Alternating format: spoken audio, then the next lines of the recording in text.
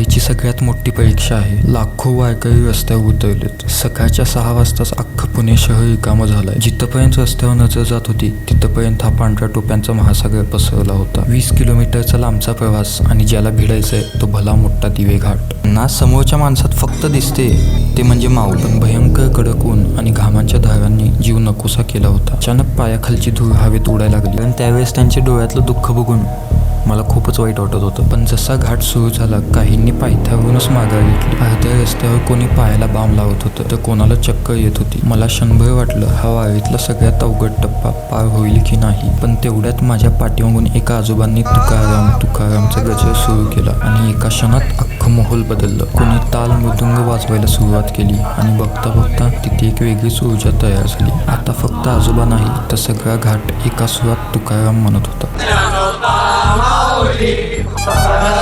आणि तेवढ्यात अचानक नजर डोंगराच्या टोकावर गेली. ढगांच्या कुशीत उभी असलेली विठ्ठलांची ती भली मोठी मूर्ती दिसली. ती मूर्ती दिसल्यावर वाटलं जणू साक्षात पांडुरंग आपल्या लेकरांची वाट पाहतोय. जेव्हा तुम्ही घाटाच्या टोकावर पोचता हवेत उडवणारी ती रंगीत कागदांची उधळण आणि जशी पालखी या विठ्ठलाच्या मूर्तीपुढे येते तेव्हा या डोंगरावरचं एक वेगळंच आणि अद्भुत दृश्य पाहायला मिळतं. दिवे घाटाची ही सगळ्यात मोठी परीक्षा आता संपली आहे, पण वारीचा हा थरार पुढेही असाच अनुभवण्यासाठी आपल्या या प्रवासाला आत्ताच फॉलो करा.